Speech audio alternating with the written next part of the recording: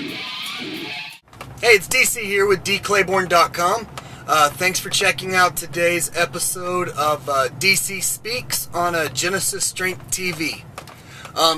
Actually headed up to the facility this morning. One of my NFL groups is coming in, and today I'm actually going to work out with them because I've kind of been slacking on my own training.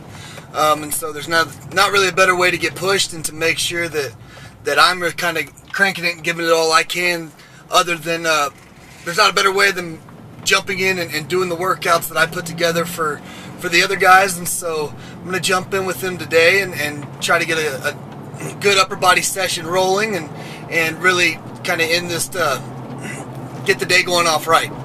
Had a quick question that was submitted after posting the video that, I'm trying to really get the Q&A thing going and really want to help you guys out. Question that I figured I can knock out that was submitted yesterday was basically it's DC, how do you know you're getting enough sleep for your muscles to recover from heavy workouts? Michael.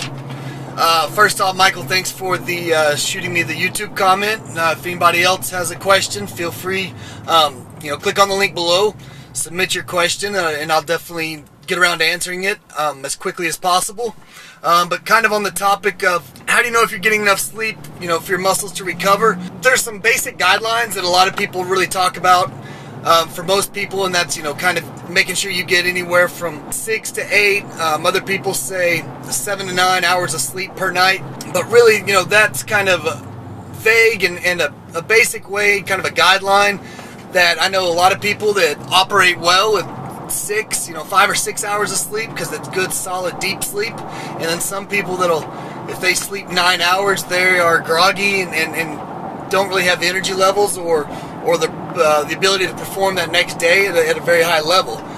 Really, the best few indicators to make sure that you're getting enough sleep to recover from your workouts is, how long, soreness isn't a great indicator in terms of the workout that, if the workout was good or not, but if you do end up sore from a workout, a good indicator of how well your recovery process is and how good your sleep is how long do you stay sore after that workout.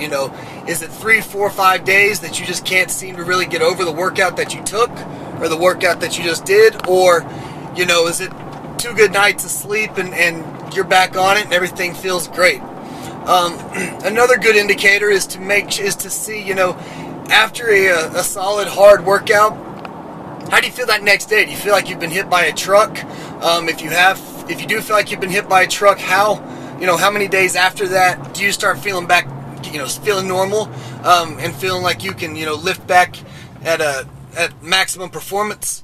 And then not only how many days, if it's a few days, then maybe your sleep isn't as good as you need it to be. Maybe you need to add a few more hours to that, or more importantly, maybe you need to make sure that you're getting quality sleep instead of just quantity. Some great tips to make sure that you get good quality sleep is make sure that the area you're sleeping in is dark. The darker the better. No outside lights, no TV on, no nightlight, no light really creeping in from the windows. Whatever you can do to kind of get the darkest room possible is definitely going to help you out. And then make sure it's nice and cool. There's a bunch of studies that really talk about how the optimal temperature for the body to get quality rest and get into a deep sleep is actually somewhere between 62 and 68 degrees. So, if you're in a room that's 70, 76 in there, then you're probably not cooling down and getting good quality sleep because of that reason. And then finally, is kind of another good tip is to make sure that you wind down before you go to bed. What I mean by wind down is don't try to cut out all electronics. If you're staring at a bright light like that, computer, laptop, phone, TV, really anything like that while you're trying, on your way to sleep or even in the same room, it kind of triggers your body or your brain to stay awake and focus and kind of re-energize from that bright light.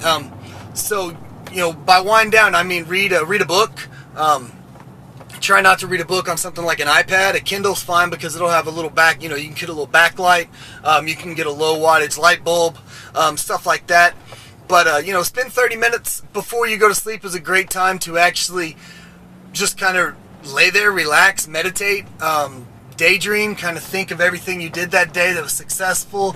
Big picture type stuff, just stuff that makes you kind of puts those happy thoughts in there, meditate, relax, and really that's going to help you get quality sleep more than quantity sleep. So like I said, some people can feel great after consistent workouts with 6 hours of sleep, and some people need 9, and then vice versa. Some people feel like crap after 6, and some people feel like crap after 9. It just really is based off you, and then based off what the quality of sleep you're getting more so than the quantity. So I hope that answers your question. I look forward to hammering out any others that you guys have. So feel free to, I'd really appreciate if you submit them. Again, thanks for taking the time to check out this episode of DC Speaks, and I'll catch you guys on the flip side.